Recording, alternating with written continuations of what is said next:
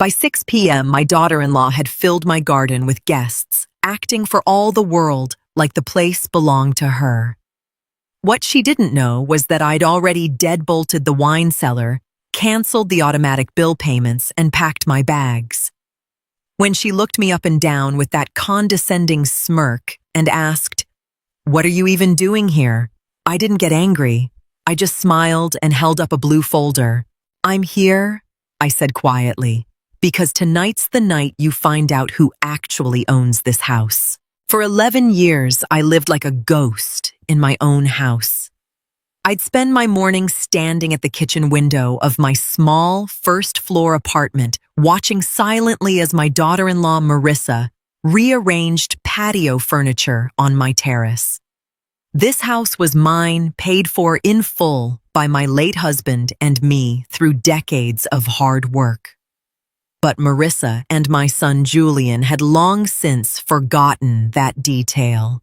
Ever since my husband passed away, they had slowly staged a coup. Bit by bit, they pushed me into the margins. First, it was the large upstairs living room, then half the garage. Eventually, they claimed the entire backyard. I didn't fight back then. I told myself that family required patience. That was my biggest mistake. This morning, I found Marissa's heavy stone planters shoved right up against my front door. She'd moved them there just to make more room for her big anniversary bash upstairs. No question, no request, just a silent command. Julian had been standing right there, staring at his phone and nodding passively to everything his wife said. In the old days, I would have sighed, pushed them aside and baked a cake to keep the peace. But that peace had always been a one-sided illusion. I walked to the door, opened it, and pushed those heavy pots back onto their side of the walkway with a deliberate thud, right to the property line. Then I grabbed my old toolbox from the hall closet. I wasn't crying. I didn't feel any pain. I just felt a cold, absolute clarity. I headed down to the shared utility basement where Marissa kept her expensive wine for the party. According to the deed, that room belonged exclusively to my unit. I took a heavy-duty padlock I'd bought the day before and snapped it onto the old wooden door. The metallic click sounded like the first deep breath I'd taken in a decade. No shouting, no arguing. I just dropped the key deep into my pocket. Back in my kitchen, I brewed a fresh pot of coffee. Upstairs, I heard Marissa start to shriek. The game had just changed quietly and forever. A few minutes later, I heard heavy, frantic footsteps on the stairs. A sharp, loud knock rattled my door. Marissa was standing there, her face flushed with indignation. She held a cheap store-bought invitation and practically shoved it into my chest. "The cellar is locked, and the planters are in the way," she said sharply, skipping any greeting. "It's our 11th anniversary. Guests arrive at 6. I need you to handle the catering platters and have them ready by then." She started to turn away as if my compliance was a law of nature. I looked at the card in my hand. My name had been scribbled carelessly in blue ballpoint pen on the back. I didn't call out to her. I didn't smile, but I didn't get upset either. I just set the card on the kitchen table. I walked over to my desk by the window and opened my banking folder. For 11 years, I had quietly covered the electricity, water, and heating bills for the entire house. Julian had always promised he'd chip in once he got that promotion. The promotion came 5 years ago. The money never did. I opened my banking app and with 3 calm clicks, canceled the monthly transfer to the joint household account. Starting tomorrow, they were on their own. No legal tricks, no lawyers, just reality. Next, I went out to the garage. Marissa always parked her massive SUV right in the middle, pinning my little sedan against the wall. I climbed in, started the engine, and parked my car dead center in the double garage. Then I got out, grabbed my bicycle and leaned it across the entrance for good measure. I pulled the heavy garage door down and turned the key. My hands weren't shaking. The era of silent endurance was over. I felt a strange lightness in my shoulders. Upstairs, the music started thumping as they prepped the party. They had no idea their comfortable little world was about to fold. By early afternoon, I heard Marissa's car pull into the driveway, followed by a frantic rattling of my doorknob. When I opened it, Julian was standing there. He looked nervous, shifting from foot to foot, refusing to meet my eyes. Mom, Marissa can't get into the garage. And the basement. Can you just unlock it? She needs the wine for tonight. Also, where are the appetizers? His voice was low, almost pleading. As usual, he just wanted to avoid a scene. I leaned casually against the doorframe. I need the full garage for my car now, Julian. And the cellar room, I'm using that for my winter storage starting today. I kept my voice flat and factual. Julian blinked, looking stunned. But the party, Marissa is losing her mind. I gave a small nod. That's Marissa's party, not mine. I haven't prepared any food. You'll have to use whatever wine you have in your own fridge upstairs. I saw him swallow hard. He didn't recognize this version of me, this calm, unyielding woman. For 11 years, I'd rolled over just to keep him out of the crossfire. Mom, please, don't make a scene. Not today. I smiled faintly. I'm not making a scene, Julian. I'm just taking up my own space in my own house. Without another word, I gently closed the door. I listened to his hesitant footsteps retreat slowly up the stairs. Then I went to my bedroom and pulled a small suitcase out of the closet. I wasn't packing for a permanent move. I was packing for a vacation. A week at a nice resort on the coast. A book I'd been meaning to read. As I folded my blouses, my eyes fell on an old photo of Julian as a little boy. He'd been such a happy kid before he molded himself to fit Marissa's controlling nature. I didn't feel pity anymore, just a quiet sense of closure.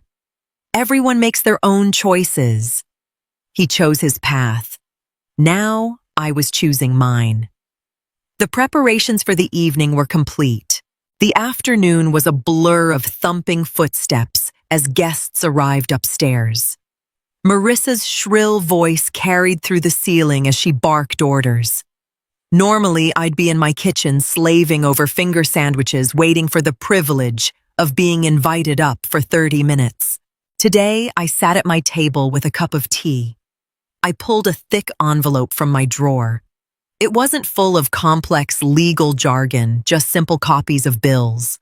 The roof repair, the new HVAC system, the landscaping, everything I'd paid for alone for a decade while they lived upstairs rent-free and spent their money on luxury vacations. I added one more page, a formal yet simple breakdown of future costs. If they wanted to stay, they'd be paying fair market rent for the upper unit starting the first of the month. I didn't need a lawyer to tell me that. It was my property. I tucked the papers into a plain blue folder. Outside in the garden, string lights were being toggled on. I heard the clink of glasses and loud laughter. It was a crowd of people who had never once acknowledged me. People Marissa told that this was her gorgeous home. I went into the bathroom and washed my face.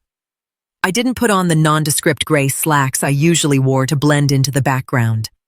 Instead, I chose an elegant navy blue dress I'd bought for the theater years ago but never wore. I pinned my hair up and put on a swipe of lipstick. I looked in the mirror and finally saw the woman I used to be before my husband died. Strong, self-assured, and completely at peace. I picked up the blue folder in my right hand and my suitcase in my left. I set the suitcase by the front door, took a deep breath, and walked out into the garden. The warm evening air hit me. The party was in full swing. It was time. The garden was beautiful, glowing with lanterns. About 40 people were scattered across the lawn in small groups laughing and drinking. As I stepped out from the shadow of the porch, it took a moment for anyone to notice me. I didn't rush. I walked with my head high straight into the center of the crowd. My navy dress stood out against the bright, casual summer outfits of the guests. A few neighbors, who only knew me as the quiet woman who took out the trash, stared openly. The loud laughter at a nearby table died down abruptly. Julian was at the grill tongs in hand. When he saw me, he nearly dropped a bratwurst. His eyes went wide, and he immediately shot a panicked look toward his wife. Marissa was in the middle of a circle of friends, champagne glass in hand, soaking up the attention. She turned slowly as she sensed the conversation dipping. Her smile froze the second she saw me. She scanned me from head to toe, clearly rattled by how put together I looked. I stopped right between her table and the flower bed I'd spent years tending by myself. I held the blue folder loosely. The silence spread like a ripple on a pond until the entire garden went quiet. Marissa took a step forward.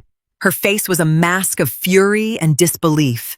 She wasn't used to me entering her space without permission. "What are you doing here?" she asked. Her voice wasn't loud, but it was sharp enough for every guest to hear. "And where are the damn platters I asked you for this morning?" I looked her right in the eye. No trembling, no fear. 11 years of invisibility just slid off my shoulders. I smiled a real relaxed smile. "I'm here," I said, my voice carrying clearly through the yard, "because tonight is the end of the line." Marissa blinked, confused, as the guests began to whisper. "The end of what? What are you talking about?" Marissa hissed, stepping closer to try and shield the view from her guests. Julian came scurrying over from the grill, wiping his hands on his apron. "Mom, please," he muttered. "Don't do this in front of our friends. Just go back inside. We'll talk tomorrow." "We haven't talked in 11 years, Julian," I replied loud enough for the neighbors to hear. I didn't look away. I looked right at the guests. "Marissa invited me this morning, so here I am. But I'm not here to be the invisible maid serving the food." Marissa gasped. "You're being ridiculous. We let you live down there rent-free, and this is the thanks we get." The sentence hung in the air. It was a perfect, arrogant gift. I slowly opened the blue folder. "That's interesting, Marissa," I said, "because this house is in my name. It belongs to me. Since my husband died, you two have lived upstairs without ever paying a dime in rent. I've paid the electric, the water, the heat, and the property taxes while you shoved your planters in front of my door this morning." A collective murmur ran through the crowd.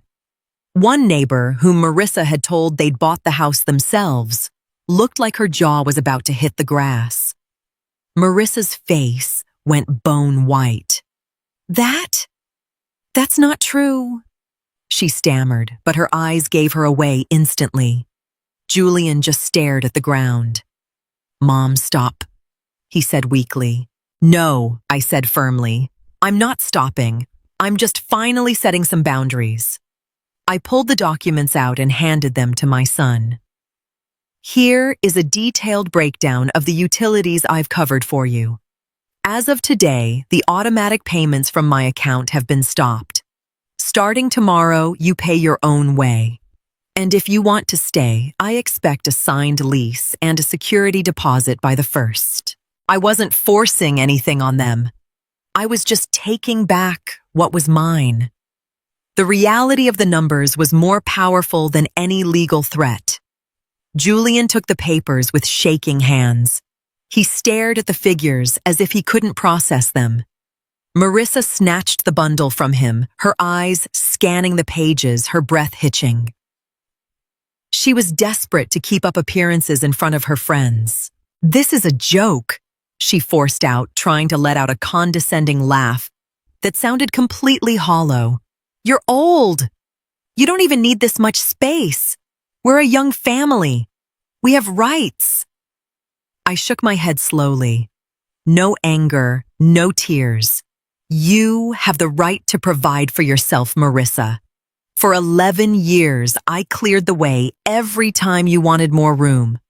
I gave up the basement, I gave up the garage, and I kept my mouth shut. But respect isn't a one-way street. I turned slightly to the guests who were watching like they were at a championship tennis match. Enjoy the anniversary. Have a great night. But starting tomorrow, the rules in my house are changing. Marissa threw the papers onto the grass. You can't do this. We won't be blackmailed. It's not blackmail, I said calmly, leaning down to methodically pick up the pages. It's just basic adulthood. You have a choice: either cover your own expenses and pay rent or find your own place by October. I've already changed the locks on the garage and my storage room. I'll have your boxes from the basement sitting on the curb tomorrow morning. Julian took a half step toward me. Mom, where are we supposed to get that kind of money? We just booked that big trip to Europe. That's not my problem anymore, honey. The words felt amazing.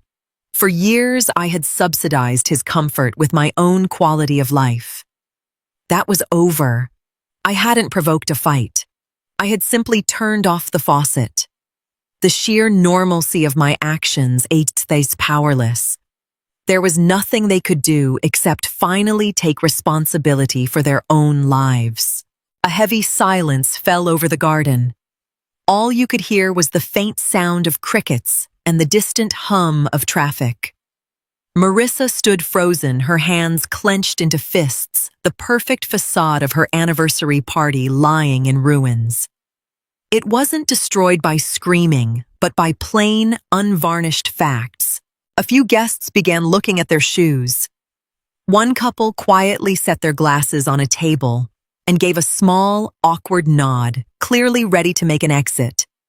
Julian looked at me, and I saw a mix of resentment and the sudden terrifying realization that his easy life had just ended.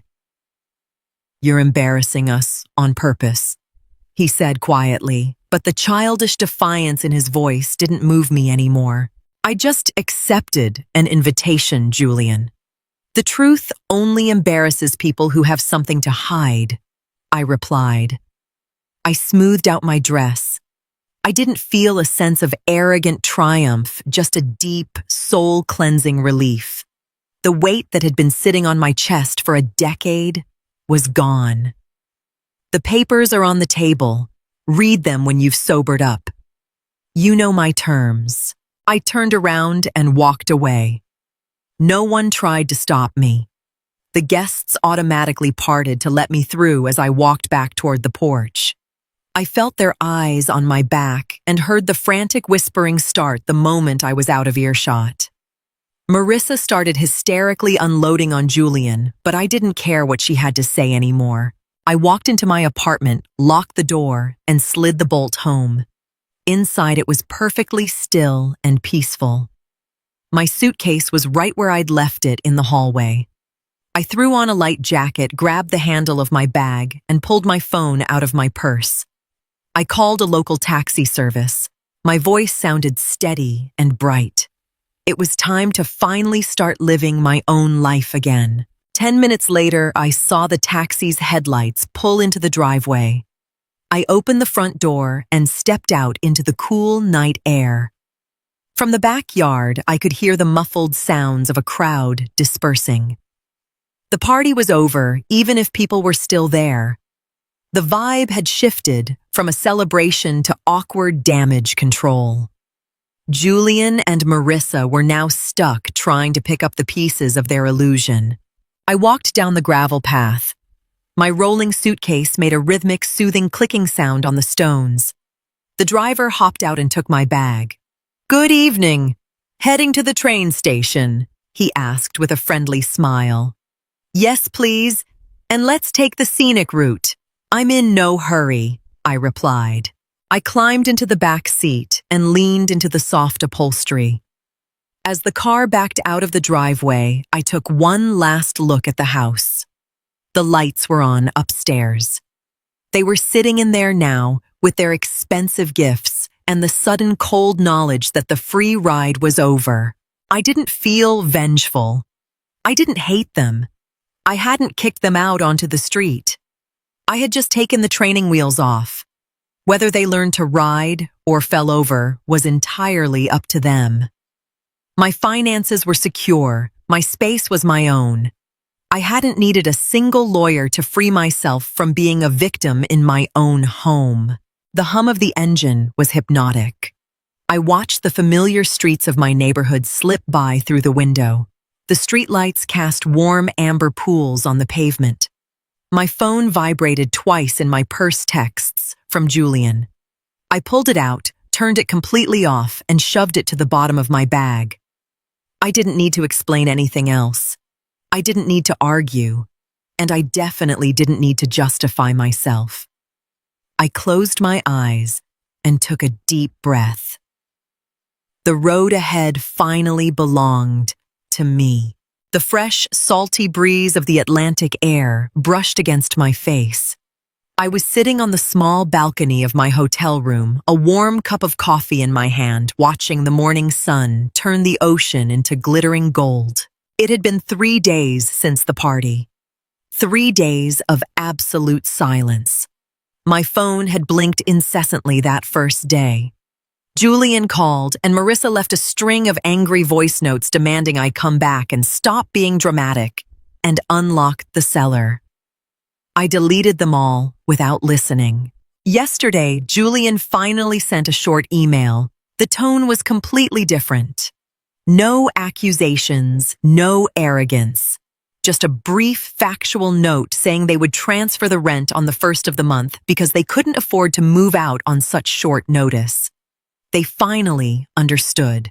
I took a sip of my coffee. It tasted better than any cup I'd had in years. I hadn't needed a war. I had just drawn a line and let the consequences do the talking. The person who controls the space and the money controls their life. It was such a simple truth I'd ignored for 11 years. Back at the house, there was no more chaos waiting for me, just a clear agreement. And if they didn't stick to it, I knew exactly what to do. But for right now, I didn't care. A seagull landed on the railing and chirped at me. I just smiled. I wasn't a bitter widow living in the shadows of her family anymore. I was a woman who knew her worth. I thought about that navy blue dress hanging neatly on the chair inside. It was more than just fabric. It had been my armor. Today, I was wearing comfortable jeans and a warm sweater.